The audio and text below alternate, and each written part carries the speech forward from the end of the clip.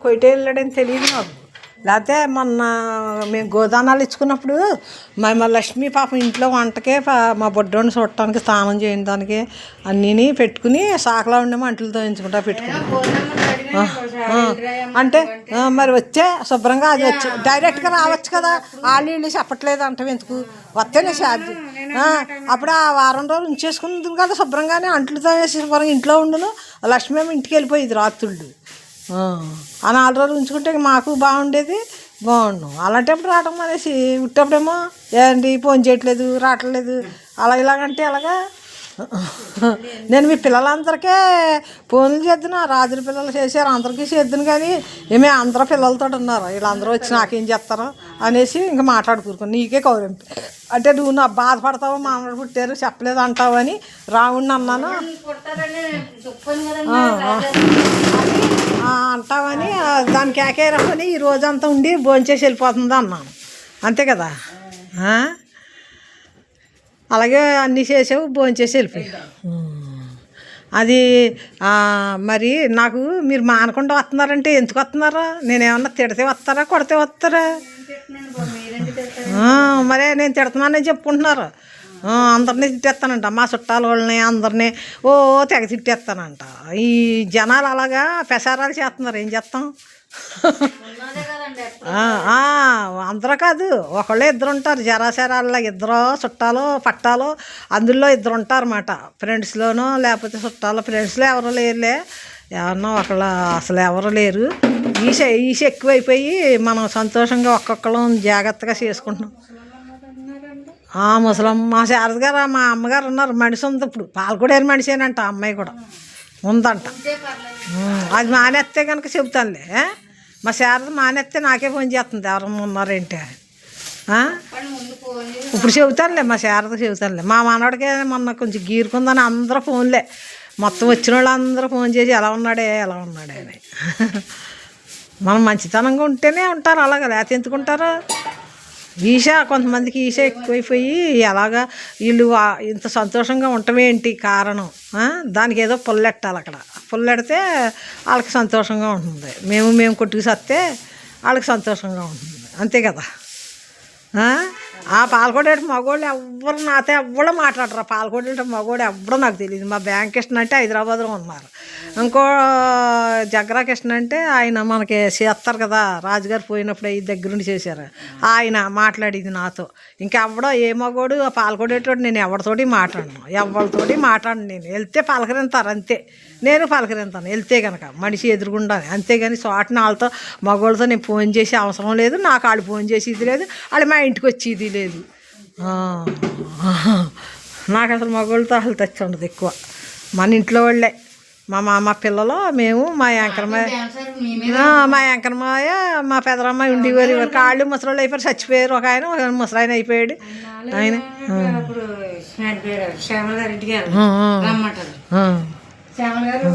వాళ్ళు ఉండరు కదా, నీకు వెళ్ళినా కానీ ఏ టైంలో ఉంటారో నీకు తెలియదు. లక్ష్మి రమ్మంటుందిలే. అది బకెట్ అట్టాను, బకెట్లో వేసి ఆ చీపురే అది కూడా బకెట్లో నొక్కియాలి మంగళవారం కదా. అంటే నిన్న మీ పిల్ల వచ్చి మళ్ళీ అవసరమైతే రేపు పొద్దున్న వస్తానని ఫోన్ చేసింది. అది లక్ష్మి వస్తుందో రాదో చెప్పండి అంటే ఫోన్ చేస్తేని వాళ్ళతోని నువ్వే రా అంటే దానికి ఏదో నెల వచ్చింది రాకూడదండి, మా అమ్మని పంపుతాను అంది. పంపింది.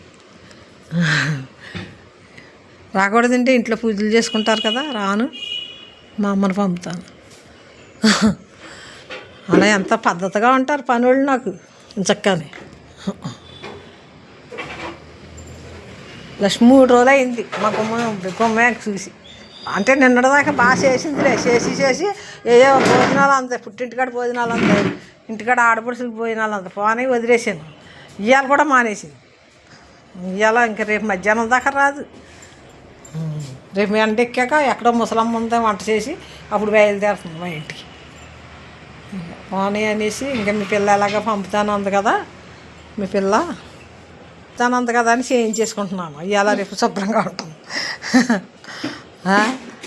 మొక్కలు ఎండిపోతాయి కదా, మొక్కలకి నీళ్ళు, పై మొక్కలకి ఎన్ని మొక్కలకి నీళ్ళు వేసేసి ఆ గేట్లో రథం పెట్టాను, ఆ రథాన్ని కడిగేసి కొంచెం మంచి ముగ్గు వేసేస్తే ఇంకా మళ్ళీ ఇప్పుడు అప్పుడే మాకు అక్కర్లేదు. గేట్లోకి మేము వెళ్ళాం.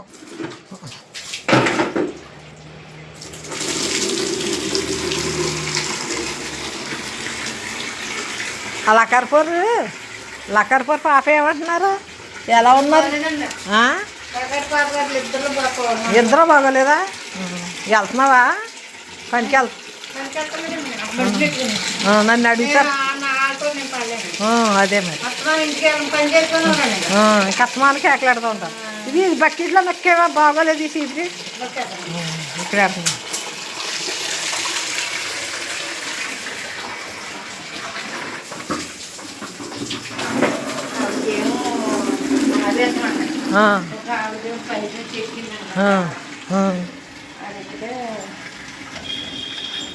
ఇది ఇలా పైకి ఎట్టేసి నీళ్ళు పోసేసాక కిందకి వేద్దామా?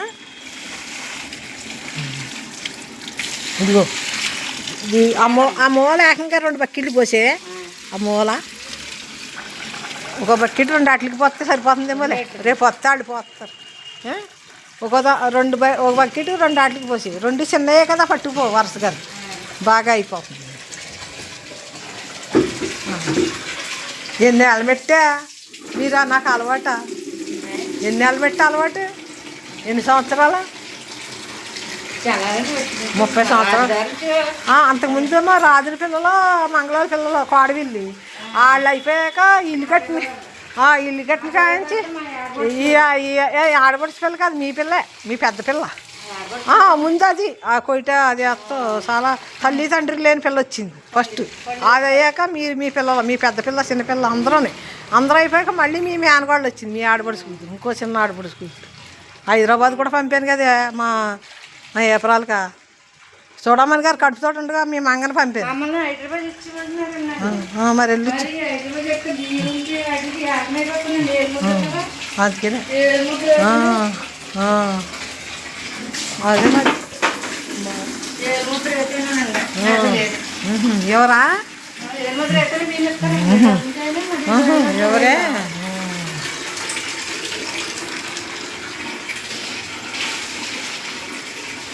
ఎవరో మర్చిపోరు మా అమ్మమ్మని నన్ను. మండివిలో మనుషులకి ఆయించి మర్చిపోరు. నా చిన్నప్పుడు మనుషులకి ఆయించి చిన్నప్పుడు ఇక్కడి నుంచి 3 పంపాను. సత్తిగాడు, మాగుంటాడు, మా రాజుల అబ్బాయి కొడపరాలు పెట్టినప్పుడు. వాళ్ళు ఇప్పుడు మర్చిపోరు. సత్యం మర్చిపోడు. మరి సత్యం చిన్నప్పటి నుంచి 5 ఏళ్ళ పిల్లాడప్పటి నుంచి అలవాటు. 5 ఏళ్ళ పిల్లాడప్పుడు వచ్చాడు మండివిల్లి కొడపరానికి. అప్పటి నుంచి అలవాటు.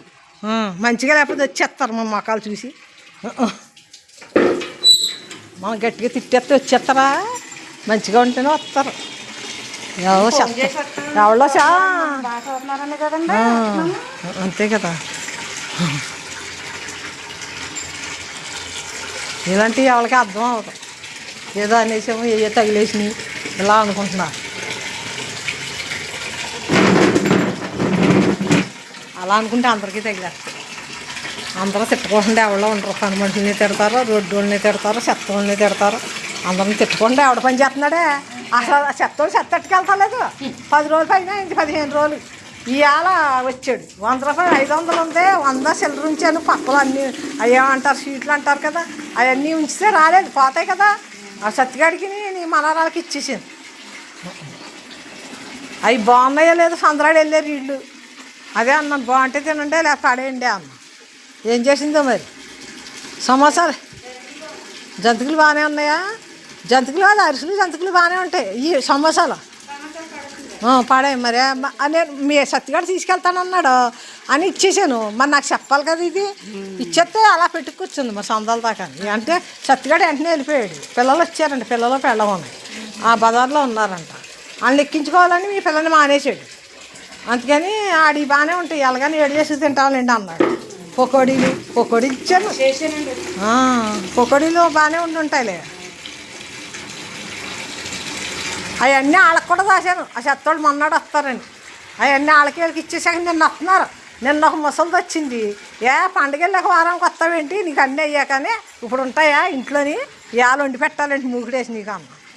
ఏంటి మరి, పండగ నాడు రావాలి లేకపోతే మొన్నాడు రావాలి, ఇస్తాము.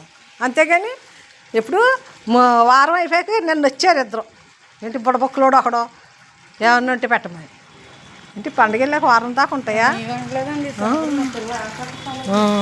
అదే పురుళ్ళు కదా. మరి ఇలా చేయించుకుంటా ఇవాళన్నీ శుభ్రం చేసి ఇక 2 మూటలు 3 మూటలు ఉతికాడు. ఇంకో చిన్న మూటకు వచ్చింది, పెద్ద పెద్ద మూటలు. ఇవాళ మూట ఉతికాడు, నిన్న మూట ఉతికాడు. అయ్యో ఆరిని సగం ఆరకాయ ఎండబెట్టాను. ఇప్పుడు పైన మడతెట్టేసి పైన ఎట్టాలి. అయ్యో మంచం నిండా వేసాను కదా, మడతెడతాను. నువ్వు నేను సాయం చేసుకుని మడతెట్టుకుందాం.